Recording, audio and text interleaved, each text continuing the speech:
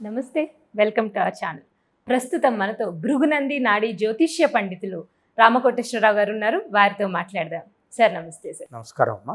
Sir, మీరు జనరల్గా చాలాసార్లు చెప్తూ ఉన్నారు ఆదిత్య హృదయం సూర్యాష్టకం అని. అయితే ఆదిత్య హృదయం ఎవరెవరు పఠించాలి, అలాగే సూర్యాష్టకం ఎవరెవరు పఠిస్తే మంచిది, ఆదిత్య హృదయం పఠించడం వల్ల విశేషంగా జరిగే లాభాలు ఏంటి, అలాగే సూర్యాష్టకం పఠించడం వల్ల కూడా మనకి వచ్చే లాభాలు ఏంటి అనేది చెప్పండి సార్. నమస్కారం. సూర్య భగవానుడు ప్రత్యక్ష దైవం. అవును సార్.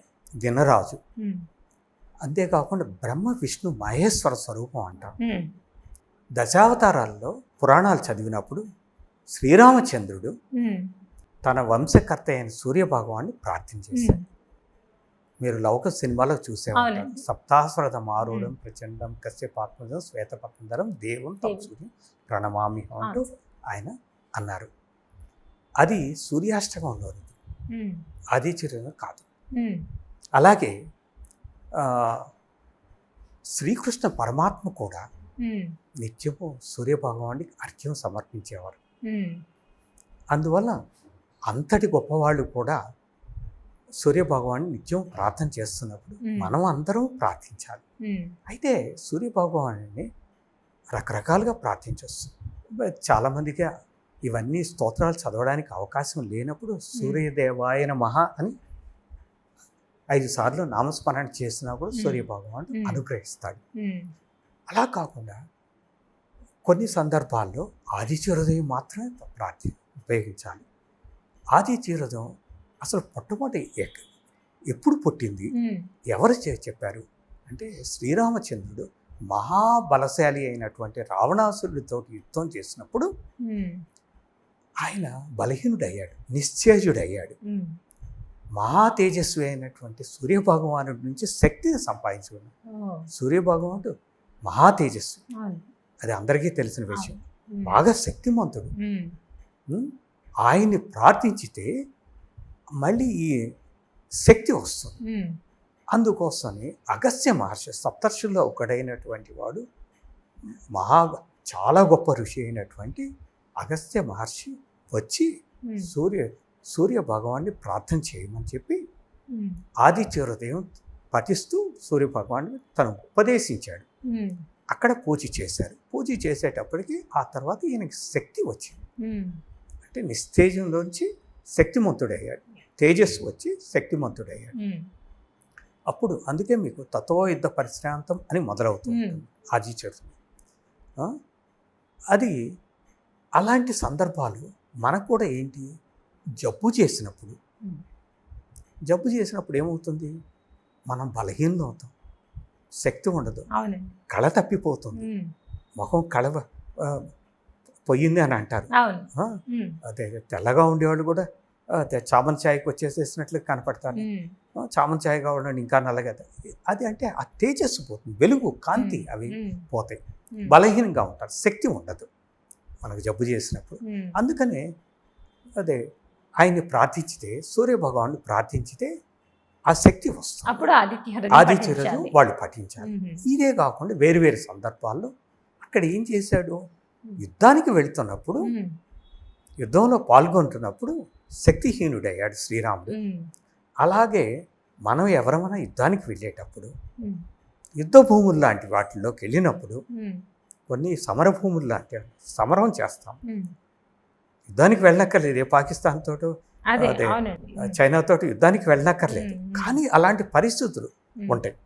అలాంటి పరిస్థితులు ఏంటంటే ఎలక్షన్స్లో పోటీ చేసినప్పుడు హోరాహోరీ ఫైట్ చేస్తారు, స్ట్రాటజీస్ ఫాలో అవుతారు. ప్రత్యర్థి చేసిన దానికి మళ్ళీ వీళ్ళు చేసిన దానికి ప్రత్యర్థులు, అలాగే వాళ్ళు ఆదిత్యుడితో పఠించడం చాలా అవసరం. అలాగే స్పోర్ట్స్లో పార్టిసిపేట్ చేసేటప్పుడు చిన్న పొరపాటు చేసిన అవుట్ అయిపోతారు. లేకపోతే అవతల పార్టీ అవతల టీం గెలిచేస్తుంది. అంటే అది సమరభూమిలో ఒక్క చిన్న పొరపాటు చేస్తే మనకు కత్తి తగిలిపోతుంది. మనం శత్రువుని సంహరించలేము, శత్రువుని బలహీనుని చేయలేము. అలాంటిది ఉంటుంది.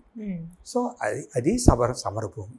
ఎలక్షన్స్, స్పోర్ట్స్ ఇవి కాకుండా మనం కోర్టు గొడవల్లో ఉన్నామనుకోండి, అక్కడ పోటీ ఫైట్ చేయాలి.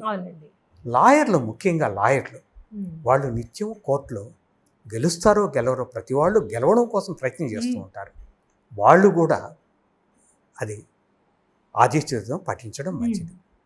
ఇక మిగిలిన విషయాలకు వచ్చేసేటప్పటికి ఎక్కడన్నా గ్రహాలు దగ్ధమవుతున్నా, లేదు మనం ఉద్యోగ ప్రయత్నం చేస్తున్నప్పుడు అక్కడ ఉద్యోగం మనకి ఇచ్చేవాళ్ళు ఎవరు? యజమాని తరపు మనుషులు, ప్రభుత్వం ప్రభుత్వ ఉద్యోగం అంటే ప్రభుత్వం, ప్రభుత్వాధికారులు. సో వాళ్ళందరూ, అలాగే మనకు ఒక రాజకీయ నాయకుడితోటి, ఒక కార్పొరేటర్ తోటో, లేకపోతే ఒక ఎమ్మెల్యే తోటో పని ఉన్నది, ఒక మినిస్టర్ దగ్గర పని ఉండాలంటే, అక్కడికి వెళ్ళాలంటే సూర్యాష్టకమే బెటర్. ఆదిత్యోదయం కరెక్ట్ కాదు, సూర్యాష్టకం పఠించాలి. ఒకవేళ సూర్యాష్టకం మొత్తం ఉద్యోగాలు చేస్తున్న వాళ్ళకి చాలా బిజీగా ఉంటారు కాబట్టి వాళ్ళకి సూర్యాష్టకం మొత్తం చదవడం కష్టం అని అంటే, వాళ్ళకి ఆ చివరి 4-5 లైన్లు సూర్యాష్టకం పఠిస్తే బెనిఫిట్ ఏంటి అనేది ఉన్నది. అది చదవనక్కర్లేదు, మిగిలిన పై చరణాలని చదవాలి. అది కూడా వీలు కానప్పుడు ఆ 2వ చరణం, ఇందాక చెప్పానే లౌకిక సినిమాలో ఉన్న సప్తాశ్రుతం, అది చదివితే 3 సార్లు పఠిస్తే సూర్య భగవాన్ అత్యంత ఆనందపడి మనకు మేలు చేస్తాడు. అవి మేము ప్రాక్టికల్గా ఎన్నో కేసులు చూసాం. ఉద్యోగాలు లేని వాళ్ళు ఏడుస్తూ వస్తూ ఉంటారు, వాళ్ళకి.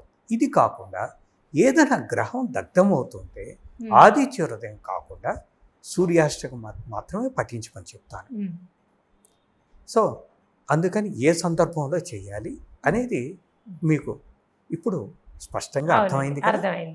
అయితే చాలా మంది సూర్యునికి అర్ఘ్యం సమర్పిస్తారు కదా అండి, అది కూడా అంటే ఎలా చేస్తే మంచిది అనేది చెప్పండి. అర్ఘ్యం సమర్పించేటప్పుడు ఉదయమే చేయాలి. సూర్యకిరణాలు ఆ అర్ఘ్యంలో పడేటట్లుగా చూసి అదే అర్ఘ్యం సమర్పించాలి. పూర్వకాలంలో ఏం చేసేవాళ్ళు, నది తీరానికో లేకపోతే ఎక్కడన్నా ఒక చెరువు దగ్గరకో వెళ్ళి చేస్తూ ఉండేవాళ్ళు. ఇప్పుడు అదంతా వీలు కావటం లేదు. అంతేకాకుండా హై రైజ్ బిల్డింగ్స్ ఉంటున్నాయి, అందువల్ల మనకు అది వీలు కావటం లేదు. సూర్య భగవానుడు అంత స్పష్టంగా, సిటీస్లో అయితే చాలా దారుణంగా ఉంది. 20 అంతస్తులు బిల్డింగ్స్ ఉన్న చోట ఎక్కడ వీలు అవుతుంది, ఎవరైనా వెళ్ళి చేసుకునేవాళ్ళు చేసుకోవచ్చు. కానీ దాంట్లో ఇంకొక పరమార్థం కూడా ఉంది. ఆ చేతిలోకి దోసిల్లోకి నీళ్లు తీసుకొని ఆ నీళ్లు గనక ఇలాగ పెట్టుకొని కొంతసేపు పెట్టుకున్నప్పుడు ఆ సూర్యకిరణాలు అవి చూస్తూ, ఆ నీళ్లలోకి చూస్తూ